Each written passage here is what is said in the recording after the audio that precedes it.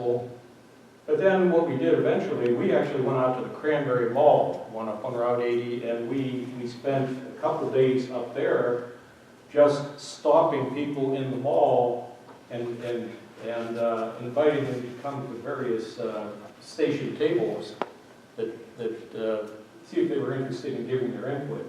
So it's exciting, really. And I think the way this will work is you'll be a steering committee, and you will eventually recommend a comprehensive plan to your planning commission. The planning commission then has to review that plan, and they can modify it if they want, and then they will address that plan to the Board of Supervisors, and you are required to have a public hearing. And don't be surprised that after a year or a year and a half of all your work, that people will finally realize that this plan is prepared, and they might pack the room and give their opinion. So anyway, I think you're on the right track. Right now, the township and I are square with one another. In our contract with you, we serve at your will. And everything we did on that 2015 plan, you paid us for.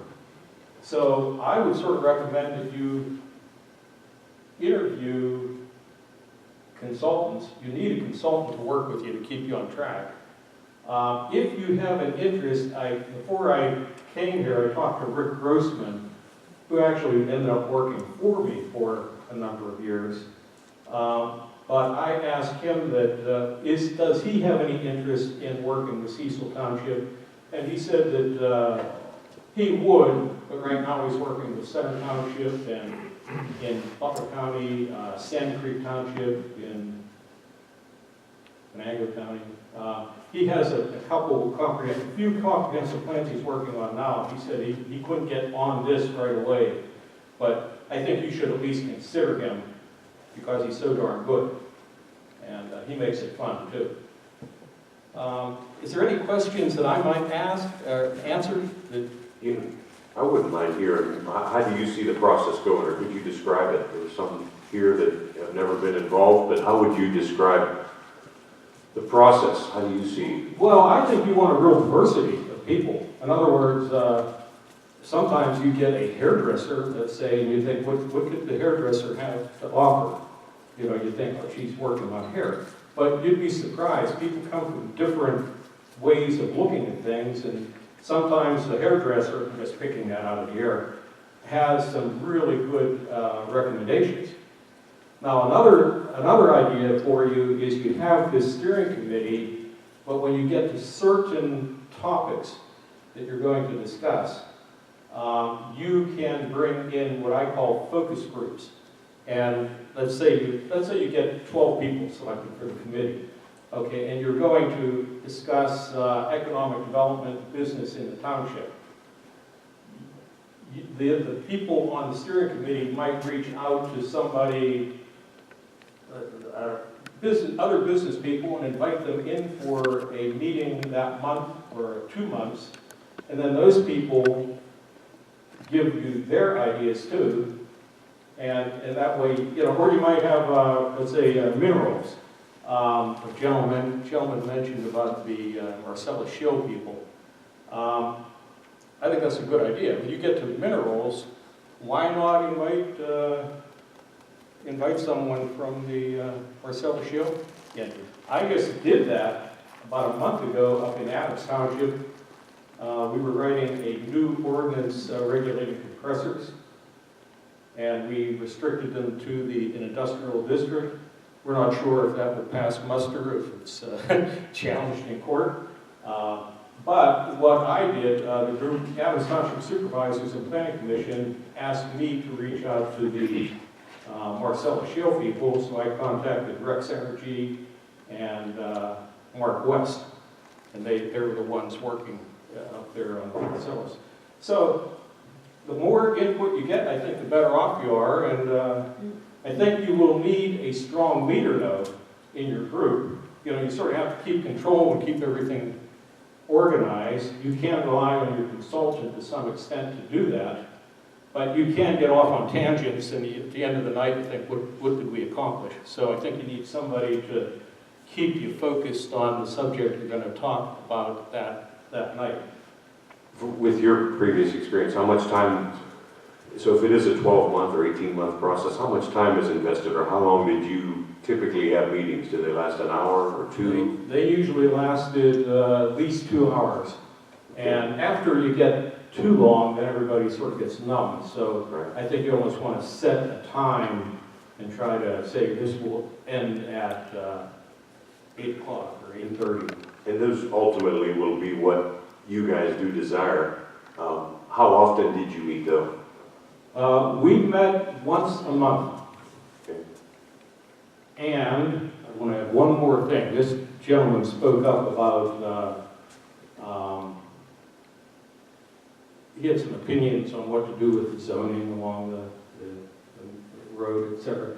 What you'll be doing is, a lot of it is listing what you think the strengths of the township are, and what you think the weaknesses are, and what you think might be opportunities, and then you actually compile all those things. People yell them out from the floor. You know, we think that having Route 50 main corridor is great, but somehow we have to get those people to get off the new Route 50 and get onto our business district. You know, there's all kind of ideas, but that will be part of the fun of it. And you'll come up with strengths, weaknesses, opportunities, and what they call threats. So, but it should be enjoyable. Very well. Any other, what's a 2-sentence sales pitch for selecting your company? Well, I would like the opportunity to come down, and you know, with Rick Grossman though, and we think we're really good at what we do. But I think that you do have the opportunity to interview others, and you may as well take that opportunity and talk to some other people. But the main thing is, don't think of it as a burden. It should be an opportunity and a fun thing to do. Very well. Thank you. Hey, that 1,100 responses that you did get back, that was out of how many residents in Cranberry? Or? That was about, statistically, it was wonderful. I think we sent out about 7,000. And of course, it costs to do that, though, you know, because, you know, we sent them through U.S. mail, you know, 50 cents a piece. Actually, I think we said it was $1 of effort to send out a questionnaire through U.S. mail. Somebody has to prepare it, put it in the envelope, put the stamp on, or, you know, et cetera, and open it and compile and all that. So, but then nobody can complain that they haven't had an opportunity to put their input in. So that's a reason maybe to do that. In the IT, the people going online to, how much did that increase the involvement? There were some hundreds, but we kept the survey anonymous. So we didn't know if some of the people responding online were duplicates of people who already sent in their form. But I don't think that happened too much. It's not like we're stuffing the ballot box or something like that. But we got a lot of input. It was surprising. But right at the end, I'll tell you, the supervisors were under the gun. Some people didn't want them to, right at the end, some people came in at the last minute and said, for instance, we don't want any zoning. I'd say, you know, 20 people showed up at a meeting and said, we don't want anyone telling us what we can do with our property. And then you have to go through the advantages of having people have uses similar, you know, living next to one another.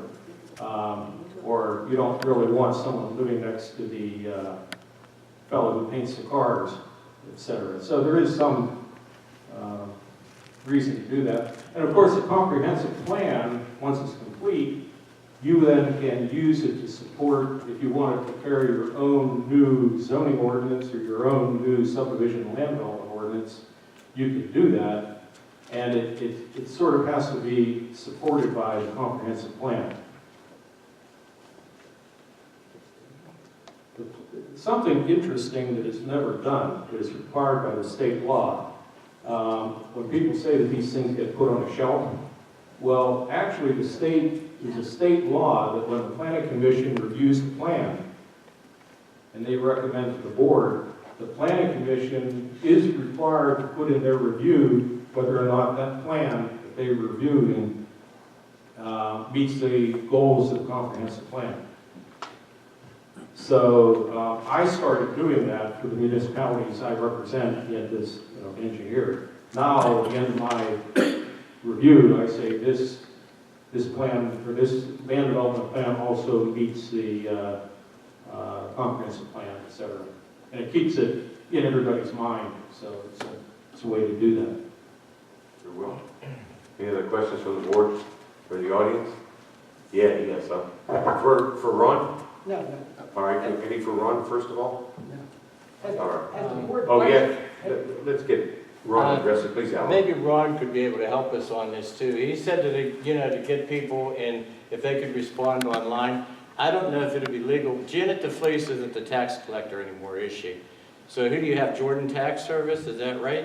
Correct. Would it be possible to have them put a little piece of paper in there just saying that we have a website you can go to as a resident? I don't know if it'd be legal or not, but you would get it out to your property owners, and then all you'd have to do is get to the renters then, to have everybody in your township have an opportunity to have input.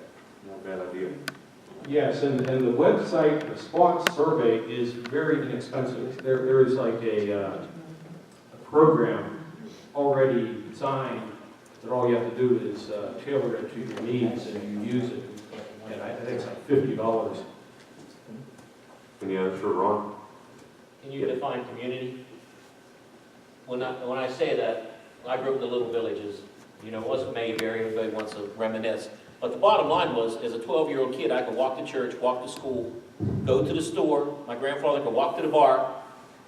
Those were communities. All we got now is, I can go to the ball field on my bike or walk. Parents got to drive their kids to a playground. You can't walk to the store, get a loaf of bread. You can't. Is that something that can be addressed now? It sure can. And right now, the state of Pennsylvania is pushing that. You could apply to either the Pennsylvania Department of Community and Economic Development or to Pennsylvania Department of Transportation for what they call multimodal grant opportunities. So the multimodal is at least, it could be driving your car, it can be putting in a high-speed train, it can be putting in bicycle lanes, it can be putting in pedestrian trails. I'm working with the community right now. I've got a $160,000 grant to study putting walking trails and bicycle trails to get people from their local high schools and middle schools out to the township park. So what that community is doing, they took that $160,000 and they hired the Southwestern Pennsylvania Commission, SPC, and they're doing the study. And then, once that study is done, my plan is I want to apply for a $3 million multimodal construction grant to get the things built. And I figure I have a real good chance of getting that grant because I have the SPC with all their clout. They did the study, they're going to say this is feasible, so that's really going to help my grant application. So there are a lot of opportunities, and you're going to be right on the ground level, recommending you want to walk. And if you're going to walk, you better be safe. Yeah, like if you